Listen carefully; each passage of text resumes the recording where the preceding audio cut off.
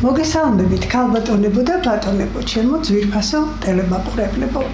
განვაგრძობთ საავტორო გადაცემათა ციკლს საუბრები ჟურნალისტიკაზე, სიმართლე სიკეთით. ჩვენი დღევანდელი გადაცემის თემაა როცა ინტრიგას ტენდენცია ცვლის, ანუ ტერმინოლოგიური მეტამორფოზები მედიალოგიაში. ზოგჯერ ადამიანებს და საზოგადოებებსაც ტერმინოლოგიის შეცვლის გაახლების სურვილი უჩნდებათ. ასე თავის დროზე სიტყვა პროპაგანდა პიარმა ჩაანაცვლა. გამოჩენილმა ამერიკელმა პოლიტოლოგმა და კომუნიკაციის თეორეტიკოსმა ჰაროლდ ლესველმა 1928 წელს განმარტა, რომ ტერმინის საზოგადოებასთან ურთიერთობა, იგივე პიარი, გაჩენის მიზეზი გახდა პროფესიის იმიჯის დაცვის სურვილი, სიტყვა პროპაგანდის ნეგატიური მნიშვნელობის მავნე გავლენისაგან დარგის გადარჩენის მიზანი. პროპაგანდა ზიზღისა და სიძულვილის ეპითეტად იქცა, რის გამოც პროპაგანდისტებმა თავი შეაფარეს ისეთ სახელწოდებებს, როგორიცაა საზოგადოებასთან ურთიერთობის საბჭო, საზოგადოებრივი განათლების სპეციალისტი, საზოგადოებასთან ურთიერთობის მრჩეველი. წერდა ლესველი საუკუნის წინ.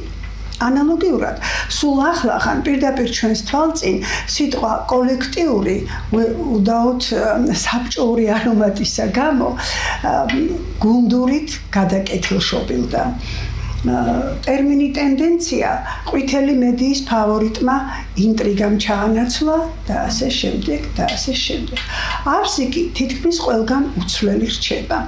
აქვეჭველად გაგვახსენდება ჩვენი უჩუმრად უპრეტენზიოდ მოღვაწე ბრძენი ერლომი, ბატონი ერლომ ახვლედიანი, რომელიც წერდა: ყოველი ცვლილების სარგებლიანობა იზომება არა იმით, რაც იცვლება, არამედ იმით, რაც უცვლელი რჩებაო.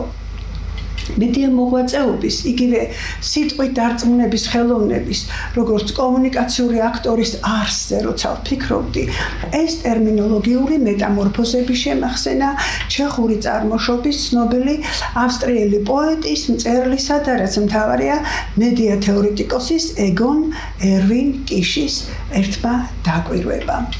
ფეიხტვანგერის ნოველაში ჯავშნოსანი პოტომკინი მოთხრობილია, რომ ამ კინემატოგრაფიულ შედევრზე ვეიმარის რესპუბლიკის გაზეთები წერდნენ. ამ ფილმში ინტრიგას ცვლის ტენდენციაო. არა ახსეწერი ფაქტები თავისთავად არამედ მოვლენათა მიზეშედეგობრივი კვლევა, ავტორისეული ინტერპრეტაცია, ავტორის ნება, ავტორის ტენდენცია წარმოადგენს პუბლიცისტიკის საფუძველს.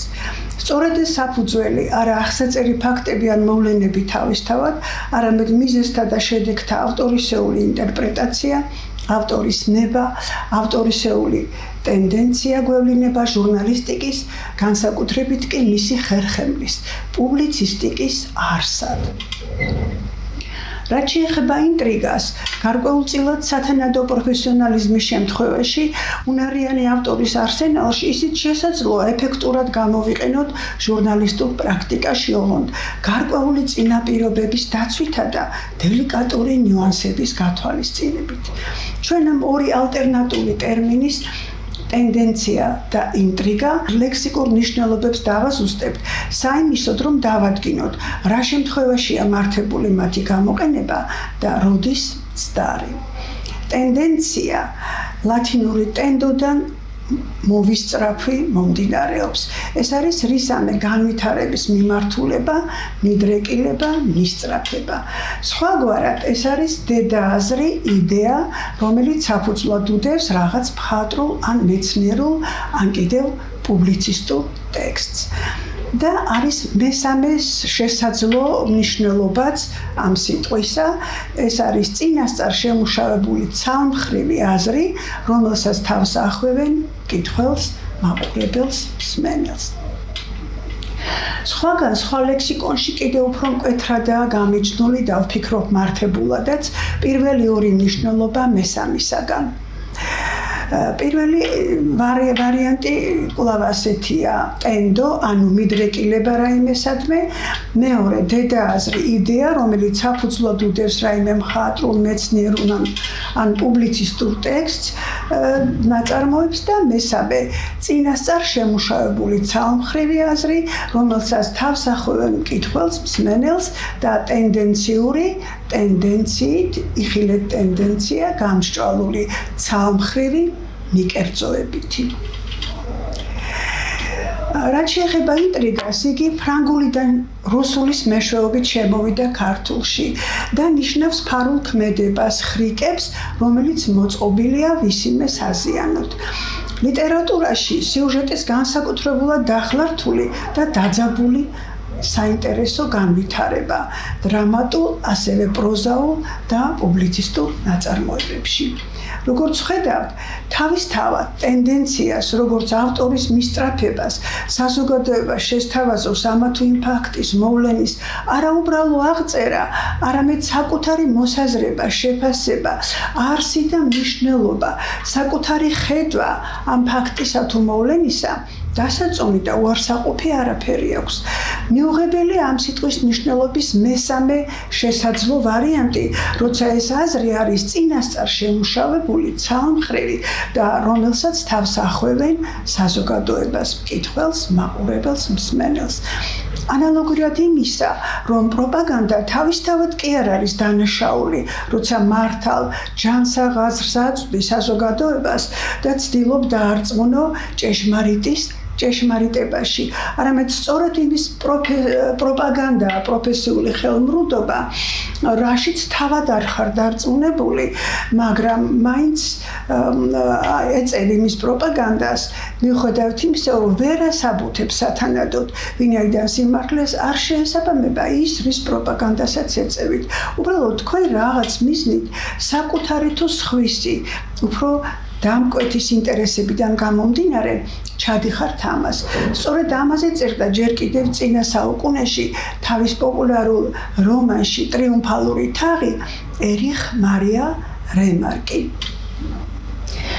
გაზეთის გამყიდველმა ბიჭებმა ჩამოიარეს უახლესი გამოცემებით. მოროზოვმა პარის სუარი და ენტრასანჟანი იყიდა.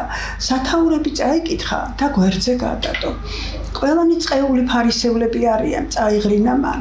ოდესმე დაკვირვები ხარ, რომ ფარისეველთა ყალბი მონეტის მჭრელთა ეპოქაში ვცხოვრობთ.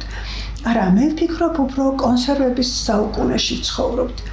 როგორ თუ კონსერვების, რავიკმა მრავალმნიშვნელოვნად გადახედა გაზეთებს. ჩვენ ხომ ფიქრი აღარ გვჭირდება. ყველაფერი წინასწარ ნაფიქრი, გადაღეჭილი, წინასწარ გათვლილია. კონსერვები. ქილების გახსნაღა დაგვრჩენია. ჩვენთვის სახლში გვაქვს მომარაგებული, დღეში სამჯერ რომ მივირთვათ. აღარაფერს შექმნა საკუთარი ხელით, აღარაფრის აღმოცენება, შეკითხვების, ეჭვების, სურვილების ალზე წვა საჭირო აღარაა. კონსერვები გაეცინა მას. იოლად ნამდვილად არ ცხოვრობთ, იაფად კი ნამდვილად. კონსერვები მცდარიერლიყია, ჩვენ თაღლითების, ყალბი-ფულის მჭრელების დროში ვცხოვრობთ. მოროზოვმა მაღლა აწეული გაზეთები ააფრიალა. დათქმი, სამხედრო ქარხნებს თურმე იმიტომ აგებენ, რომ მშვიდობა სურთ. საკონცენტრაციო ბანაკებს აშენებენ და სიკეთისათვის მებრძოლებად მოაქვთ თავი. არავითარი პოლიტიკური შემწყნარებლობა და ესეც სამართლიანობის ნიღბით. პოლიტიკური განგსტერები კაცობრიობის მხსნელებად ასაღებენ თავს. თავისუფლება ძალაუფლების მაძიებელთა მკვირალა ლოზუნგად იქცა. ყალბი-ფული, ყალბი-სულიერი მონეტა, სიცრუის პროპაგანდა, სამზარეულოს მაკიაველიზმი, მაღალი იდეალები ნაძირალათა ხელშია. საიდან უნდა ველოდეთ აქ პატიოსნებას? ციტატის დასასრული. ურითხება მივაქციოთ, რომ აქ გახაზულია სიცრუის პროპაგანდა და არა ზოგადად პროპაგანდა, მაგრამ განა რაიმე განსხვავება ამგვარ პროპაგანდასა და იმ პიარ შორის, როცა სიყალბის გაპიარება ხდება.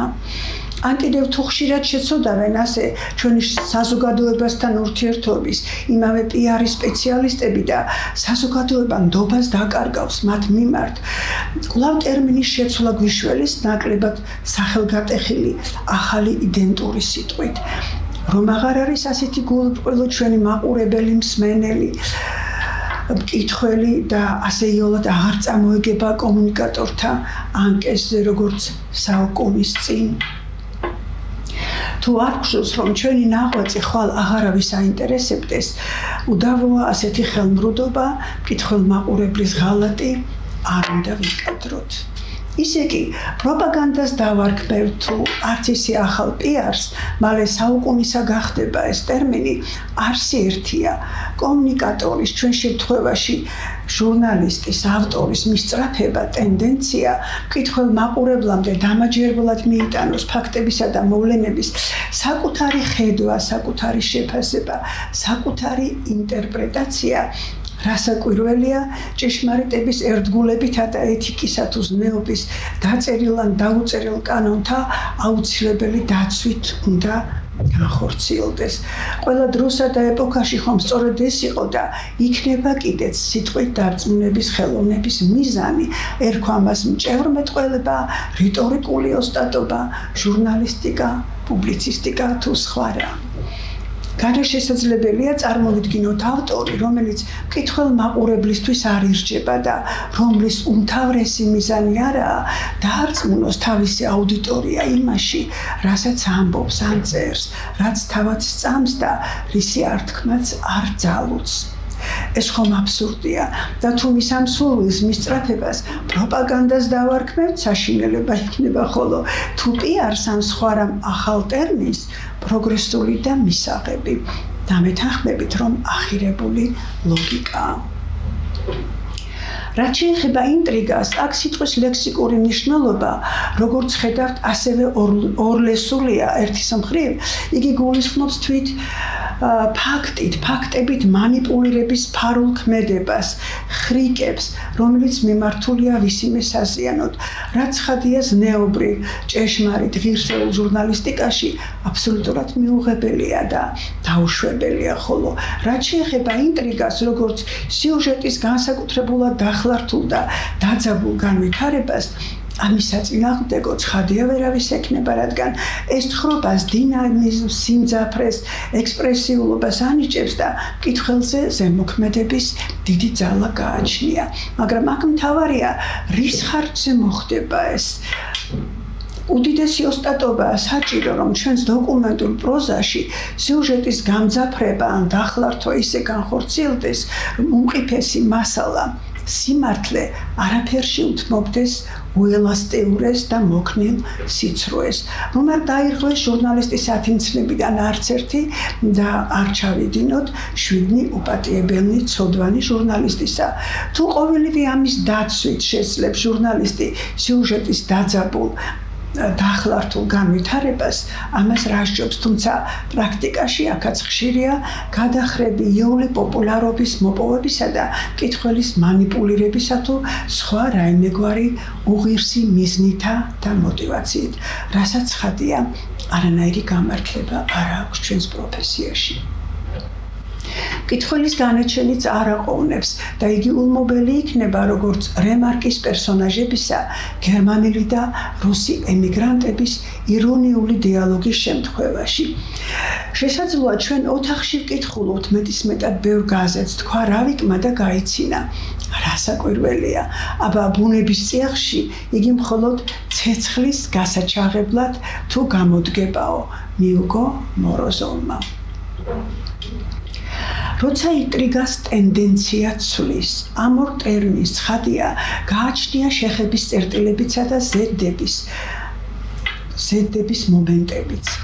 ფარული ქმედება, ხრიკები, რომელიც მოწყობილია ვისიმე საზიანოდ, ინტრიგის შემთხვევაში და წინასწარ შემუშავებული ცალმხრივი აზრი, რომელსაც თავს ახვევენ მკითხველს, მაყურებელს, მსმენელს, ტენდენციის ტენდენციურობაში გადაზრდის შემთხვევაში. ეს ორივე მნიშვნელობა ამ ტერმინთა მიუღებელი ბნელი მხარეა. მათი ზედდების დროს მკითხველმაყურებლისთვისაც საზიანო და დარგისთვისაც მისი პრესტიჟის დაბლა დამწევი. ანალოგიურად, შეხების წერტილის დანახვა და პოვნა რთული არაა ორივე ამ ტერმინის დადებითი არსის გათვალისწინებითაც. თურისიმე განვითარების მიმართულება, მისწრაფება, ჩვენ შემთხვევაში ნაწარმოების დედააზრის, იდეის ხორციელდება სიუჟეტის განსაკუთრებულად დახლართული, დაძაბული განვითარებით, ეს აძლიერებს მკითხველზე ემოციურ ზემოქმედებას და ავტორის თვალსაზრის დამაჯერებლობას მატებს. აქ არსებითია ტენდენცია ნაწარმოების დედააზრის, იდეის განვითარების მიმართულება არ გარდაისახოს ტენდენციურობაში, წინასწარ შემუშავებულ ცალმხრივ აზრში, რომელსაც თავს ახვევენ საზოგადოებას. უნებლიეთ თუ მიზანმიმართულად არ გადაგვარდეს ინტრიგანობად, ფარულ მოქმედებად, ხრიკებად, ვისიმე საზიანოდ. კრიტიკული აზროვნების მოქანავე ბეწვის ხიდზე სიფრთხილით სულაგმართებს ყოველ კონკრეტულ შემთხვევაში, რომ ტენდენციის გამჟღავნების იდუმალი პროცესი ამგვარ ინტრიგად არ დეფორმირდეს თვალსა და ხელშოა და მეოთხე ხელისუფლების სიმაღლიდან მეორე უძველესამდე არ ჩამოვდეგრადირდეთ. განვიხილავთ რამდენიმე ნიმუშს პრაქტიკული პუბლიცისტიკიდან. ნიკოლაი ბერდეევის ესეიში ქრისტიანობის ღირსებისა და ქრისტიანთა უღირსობის შესახებ ჯერ კიდევ ლიდში ლიტერატურული ანალოგიის გამოყენებითაა გამჟღავნებული ტენდენცია, თუმცა რამდენადმე ვუალიზებულად. ბოკაჩოს აქვს მოთხრობა ებრაელზე, რომლის მეგობარი ქრისტიანად მის მოქცევას ცდილობდა. ებრაელი ქრისტიანობის მიღებისკენ იხრებოდა, მაგრამ საბოლოო გადაწყვეტილების მისაღებად რომში წასვლა და იქ ეკლესიის სათავეში მდგომი ადამიანების, პაპისა და კარდინალთა ცხოვრების შესწავლა განიზრახა. ქრისტიანი, რომელიც ებრაელის მოქცევას ცდილობდა, საგონებელში ჩავარდა და ჩათვალა, რომ მისმა მცდელობამ ფუჭად ჩაიარა. თუმცა მისი ასეთი მოლოდინი არ გამართლდა. დაბრუნებისას ებრაელის მეგობარი შიშით ეკითხება შთაბეჭდილებების შესახებ, რაზეც მოულოდნელ და ძალიან ღრმა შინაარსიან პასუხს იღებს. რადგან ქრისტიანულმა რწმენამ მთელი მსგავსობასთან და სისაძაგლესთან გამკლავება შეძლო, რაც მან რომში იხილა და ამის მიუხედავად გამკიცდა და გავრცელდა, მაშასადან იგი ჭეშმარიტი რწმენაა და ებრაელი საბოლოოდ გაქრისტიანდა. აქ ლიდში ტენდენციის ნაწილობრივ გამჟღავნების ნიშნით ამერიკული კლასიფიკაციით კომბო ლიდისეს ნიმუში უფრო ახლოსაა მის ბრიტანულ ანალოგთან, თავსატეხ ლიდთან, ანუ ინტროსთან. თავსატეხ ინტროს მკითხველი დაუყოვნებლივ მიჰყავს მასალის თემისკენ, მაგრამ ტოვებს არაერთ შეკითხვას და აუდიტორიაც პუბლიკაციის შემდგომ სტრიქონებში ეძებს პასუხებს, ანუ სულ მოუთქმელად განაგრძობს კითხვას, რაც ლიდის პირდაპირი დანიშნულებაა. ავტორი ასეთი განწყობის შექმნით ისწრაფვის უმთავრესი თეზისის, იმ პრინციპის დამკვიდრებისაკენ მკითხველის შემეცნებაში, რასაც ნაწარმოები ეძღვნება და თუ მძგონება მახვილურადაა მინიშნებული ლიდშიც, ტექსტში გზადაგზა უფრო დამაჯერებლად საბუთდება სხვადასხვა ლოგიკურ თუ ენობრივ საშუალებათა გამოყენებით. ძველ დროში, როცა რწმენა ძლიერი იყო, ქრისტიანობის შესახებ უპირველეს ყოვლისა მისი მარადიული ჭეშმარიტების, მისი ბოძღვრებისა და მცნებების მიხედვით ბჭობდნენ. ჩვენი დრო კი ადამიანური ვნებების მეტისმეტად არის გაჯერებული. ცუდმა ქრისტიანებმა გადაფარეს ქრისტიანობა. ოპონენტებს მათი ცუდი საქმეები, ქრისტიანობის მათმიერი დამახინჯება და ძალადობა უფრო აინტერესებთ, ვიდრე თავად ქრისტიანობა და მისი დიადი ჭეშმარიტება. ოპონენტთა ამგვარი მიდგომის მცდარობის დასაბუთებაა მთელი შემდგომი ტექსტი. მისწრაფება იმისკენ, რომ ჭეშმარიტ საფუძველს დაუბრუნდეს ადამიანთა მიმართება ქრისტიანული რელიგიისაკენ. ბერდიევი იყენებს შედარებითი ანალიზის ხერხს და სხვადასხვა რელიგიებთან მიმართებაში განიხილავს ქრისტიანული რელიგიის თავისებურებებს. აანალიზებს სოციალისტ მატერიალისტთა მხრივ დემაგოგიურ შეფასებებსაც და მათ სრულ ბრალდებებს. მატერიალისტური სოციალიზმის რეალიზაციის ერთადერთი ჩვენთვის ცნობილი რუსული გამოცდილება ამ პრეტენზიებს არ ადასტურებს, წერს ბერდიევი. იგი აანალიზებს აგრეთვე ქრისტიანობის ისტორიულ გზას და დაასკვნის. ადამიანური ცოდვები და დამახინჯებანი იყო როგორც კათოლიკურ, ასევე მართლმადიდებლურ ეკლესიებში, მაგრამ ამ ქვეყნად ქრისტიანობის ნაკლოვანებანი ღვთის კი არა, ყოველთვის ქრისტიანთა, ადამიანთა ნაკლია. თუ თქვენ არ ახორციელებთ და ამახინჯებთ ჭეშმარიტებას, ამაში დამნაშავე თქვენ ხართ და არა ჭეშმარიტება. ბერდიევი განიხილავს მონტანიზმს, როგორც ქრისტიანობაში ყალბი მაქსიმალიზმის ნიმუშს. გახაზავს ქრისტიანობის მკვეთრ განსხვავებას ტოლსტოელობისაგან. ტოლსტოი ღვთისმცნებათა შესრულებაში ადამიანებისგან ადვილად ითხოვს მაქსიმუმს და სრულ მორალურ მაქსიმალიზმში ვარდება. დასასრულს სიტყვისა და აზრის დიდოსტატი ნიკოლაი ბერდიევი მიდის საბოლოო წამსთან. ადამიანისთვის შეუძლებელი ღვთისთვისაა შესაძლებელი.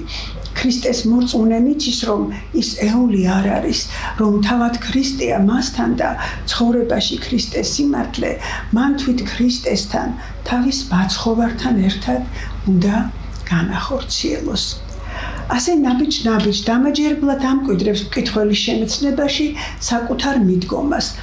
ცხოვრებაში ყველაზე ძნელი სიყვარულის რელიგიის განხორციელებაა, მაგრამ ამის გამო თავად სიყვარულის რელიგია ნაკლებად ჭეშმარიტი და ამაღლებული სულაც არაა. ქრისტიანობის ბრალი არაა, რომ მის სიმართლეს ცხოვრებაში არ ახორციელებენ. ქრისტე დამნაშავე არაა იმაში, რომ მის მცნებებს არ ასრულებენ.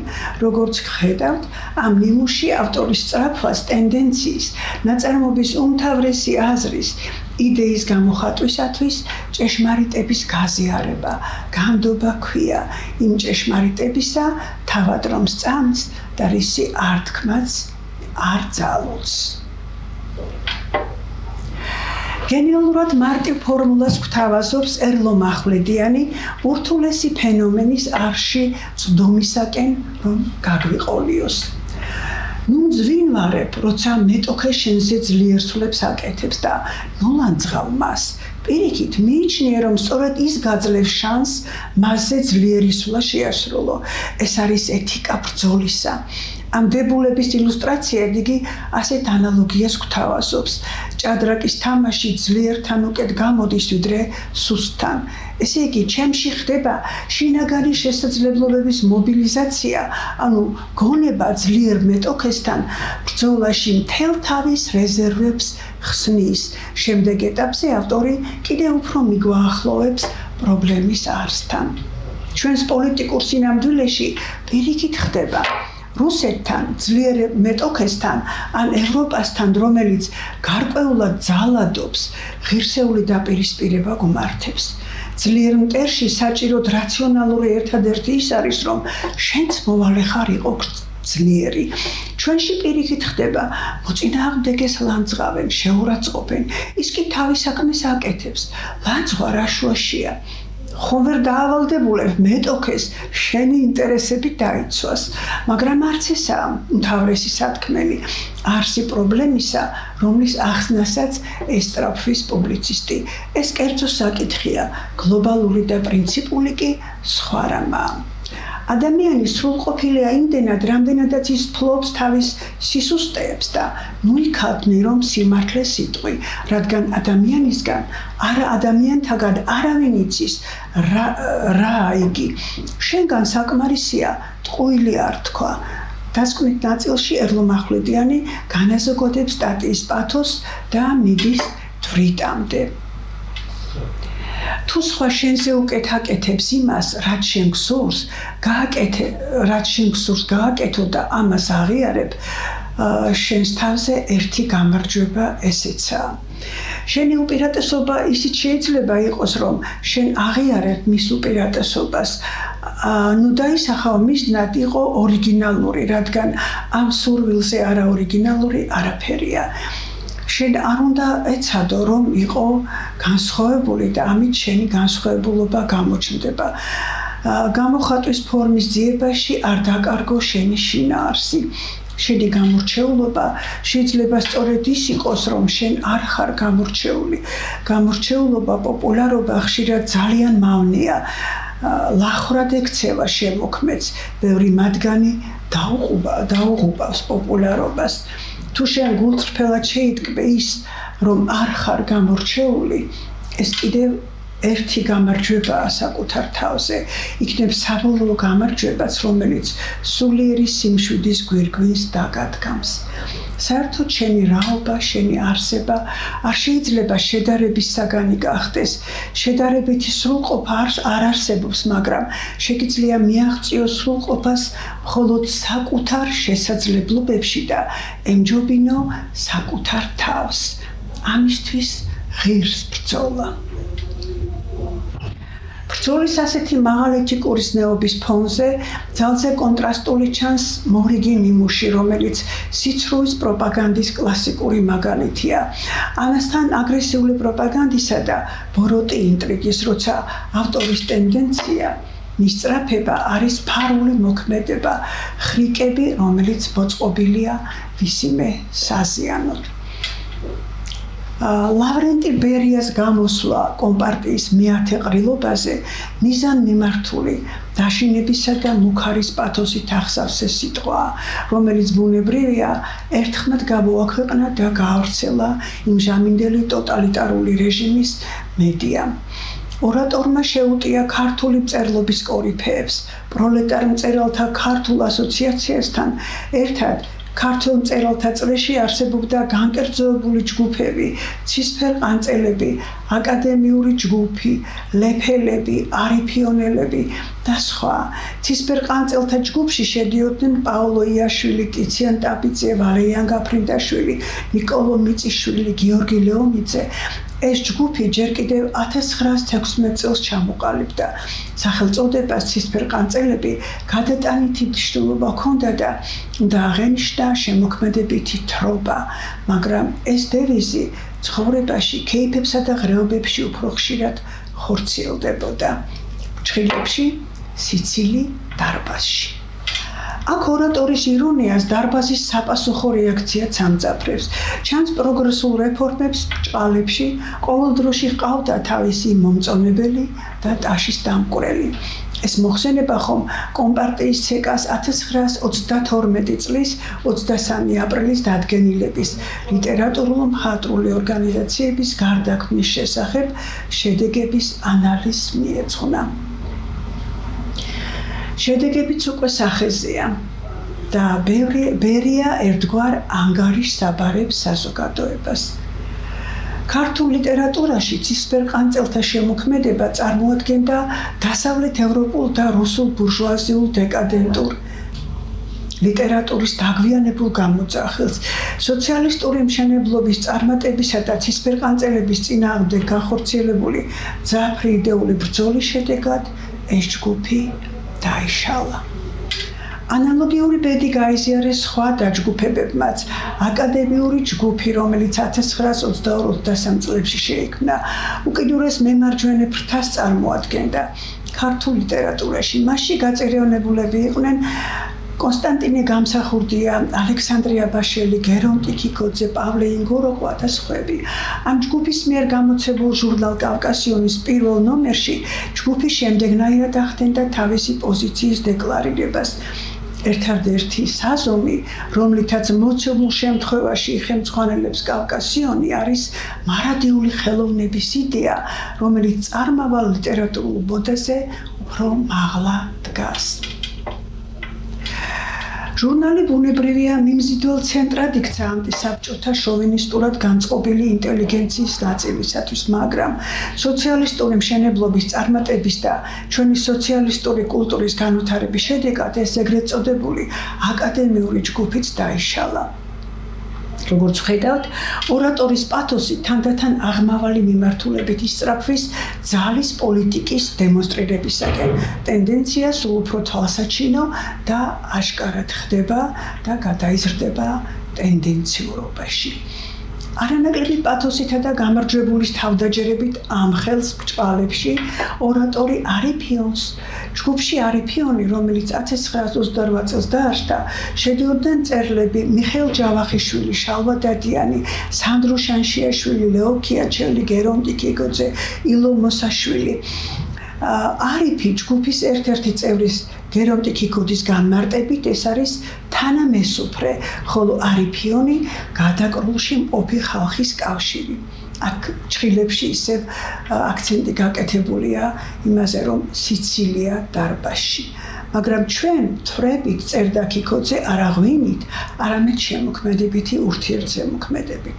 ეს ჯგუფი თავისი არსებით ნაკლებად განსხვავდებოდა ზემოხსენებული აკადემიური ჯგუფისაგან და ამ უკანასკნელის მსგავსად ჩვენთვის აშკარად მტრულ ბურჟუაზიულ ნაციონალისტურ პოზიციებზე იდგა. ჯგუფმა მოახდინა თვით ლიკვიდაცია. როგორც ამ ამონარიდებიდან ვხედავთ, აქ სახეზეა ბოროტი ინტრიგა, დაგეგმილი ტენდენციურობა, როცა დიქტატორული ხელისუფლება მიზან მიმართულად ებრძვის ქართული მწერლობის საუკეთესო წარმომადგენლებს და ამას აკეთებს პროპაგანდისტული საშუალებების გამოყენებით, დემაგოგიურად, უსამართლოდ. მედიატექსტის თავისებურება იმაშიც მდგომარეობს, რომ აქ დასაბუთების ლოგიკურ საშუალებათა გარდა გამოიყენება დამაჯერებელი მტკიცების ემოციური, სახეობრივი, ექსპრესიული საშუალებანიც. ამ უკანასკნელად ემოციური მუხტი განსაკუთრებული შთამაგონებლობა შეაქვთ ტექსტში და ტენდენციის გამჟღავნების, მკითხველის მომხრობის საუკეთესო საშუალებას წარმოადგენენ. მე-21 საუკუნეთა მიჯდა ჟანრების ესეიზაციის მოვლენითაც აღენიშნა მედიატექსტის განვითარების მისი გენეზისის გზაზე, რაც პირველ ყოვლისა ტექსტის პერსონიფიცირებით, ავტორის სახის გამოკვეთით იყო განპირობებული დოკუმენტურ, მკაცრ პროზაში, ანუ პუბლიცისტიკაში. აქ მაღალი პროფესიონალიზმი, სიტყვის, ფრაზის ფლობის ლამის პოეტური ნიჭი, ინტუიცია, მეტაფორული აზროვნება და ფაქიზი ალღო არ უნდა ღალატობდეს ავტორს, რომ სიყალბის გარეშე გაიაროს შემოქმედებითი აზროვნების უფაქიზეს ბეწვის ხიდზე. აზრით დატვირთული ემოციისა და ექსპრესიით გაჯერებული ლოგიკური ფანტაზიით იპოვოს უმოკლესი გზა მკითხველის გულსა და გონებამდე. გადაცემას დავასრულებ ამონარიდით ჩემი თაობის კალმოსანთა სიაბაყის, მეცნიერის, მკვლევარის, მწერლისა და პუბლიცისტის უბრალოდ შესანიშნავი პიროვნებისა და ძვირფასი მეგობრის მაკა ჯოხაძის შედევრიდან სისხლიანი მეტაფორა, რაც მაღალი პუბლიცისტიკის უბრალო ნიმუშად კი არა, მეტაფორული აზროვნების ეტალონად მიმაჩნია. მოდი ფიფქზე ვილაპარაკოთ, რომელიც დნება მკვდარი ცხენის ღიად დარჩენილ თვალის კაკალზე, ხომ ხოცავენ ქანს გაწყვეტილ ცხენებს. სასტიკი ფილმის სასტიკი სათაური, დღევანდელი საქართველოს სისხლიანი მეტაფორა. მოდი მეტაფორებზე ვილაპარაკოთ, სისხლიან ყვავილებზე, რომლებსაც ოდითგან ასე წვრთნიდნენ მეფე პოეტები, რადგან მეტაფორას ყოველთვის ეკლის გვირგვინი ედგა და რწმენასთან ერთად ნიშნავდა ჯვარცმას. ჩვენი ჯვარცმული მეფეები, ჩვენი ჯვარცმული პოეტები. 21 საუკუნის ყველაზე დიდი ნოსტალგია. მოდი ნოსტალგიაზე ვილაპარაკოთ, ყველაზე დიდ ნოსტალგიაზე. მოდი იმდენ ხანს ვილაპარაკოთ, რომ იქნებ მოხდეს სასწაული, ცუდი უსასრულობიდან უძღები შვილი იქნებ დაბრუნდეს დიდი სინანული. მოდი სინანულზე ვილაპარაკოთ, რომელიც ალღობს ყინულის ლოდად ქცეულ გულებს და ცრემლით დანამულ საფლავებზე ამოყავს ია. მოდი იებზე ვილაპარაკოთ. წყნეთის დამრეცი ფერდობებიდან აპრილის მზეში კალათებით რომ ჩამოქონდათ სოფლელ ბიჭებს და კი არ ყიდდნენ ცისფერ გოგონებს ასაჩუქრებდნენ. სიყვარული, სიმურცხვე და ეს გულხობა ერისთავის თბილისური ტილოებიდან შემოგრჩა. მოდი თბილისზე ვილაპარაკოთ, მზის და ვარდების ამ თბილ დედაქალაქზე, რომელიც ახლა კვამლისფერია. თბილისო ჩვენო, დედა თბილისო, ნეტა როგორ თბილისს უმღერებენ მზიური ბავშვობიდან ამოზრდილი ჩვენი გოგო ბიჭები დღეს. მოდი იმედზე ვილაპარაკოთ, რომელიც ყველაზე ბოლოს კვდება და ისე კვდება, აკლემივით არასოდეს იჩოქებს კართან. მოდი ვინატროთ, რომ სამართალმა პური ჭამოს და რახანია აღარ გვინატრია. ალბათ ისე გადავიღალეთ, ნატრის ენერგიაც აღარ შეგვრჩა და მაინც ვინატროთ, სუფრაც გავშალოთ, ღვინოთ შევსვათ და დაჩოქილი საქართველოც ვადღეგრძელოთ, ოღონ ტირანებთან კი არა. საერთაშორისო სავალუტო ფონდებთან დაჩოქილი კი არა, პირჯვარი გადავისახოთ და ისე ვადღეგრძელოთ მხოლოდ ხატთან, მხოლოდ უფლის წინაშე მუხმოდრეკილი საქართველო. აქ ტენდენცია ცალსახაა და გამჭვირვალე.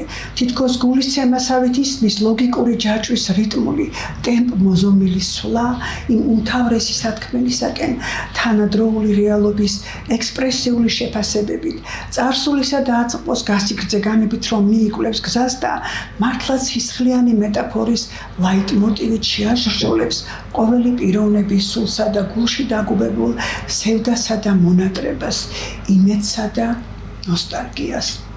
მხოლოდ ხატთან, მხოლოდ უფლის წინაშე მუხლმოდრეკილ საქართველოზე. ამრიგად, როცა ინტრიგას ტენდენცია ცვლის, არა ახსაწერი ფაქტები ან მოვლენები თავისთავად, არამედ ის ძირითადი აზრი, იდეა, შეფასება, რაც მათი ურთიერთშეჯერებით, ანალიზით, საქმის არში წვდომის, ჭეშმარიტების ძიების წყურვილით ამოძრავებს გონიერ, განათლებულ ავტორს, რომელიც ამავდროულად ზნეობრივი პიროვნებაცაა და არ ღალატობს ჟურნალისტური ეთიკის უზენაეს მაქსიმას, არისტოტელესეულს, სიმართლის დამკვიდრებას სიკეთის სახელით.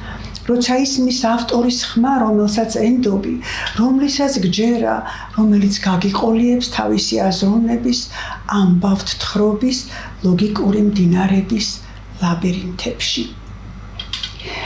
თუ მედია ტექსტში ასეთი ტენდენცია სწრაფად ცვლის ინტრიგას, ფარულ ქმედებებს, ხრიკებს ვისინეს აზიანოთ, სწორედ ამ გზაგასაყარზე იქმნება ჭეშმარიტი ჟურნალისტიკა. ასპარეზზე გამოდის მისი უდიდებულესობა, მეოთხე ხელისუფლება. მომავალ ხუთშაბათამდე ძვირფასო თანამემამულენო.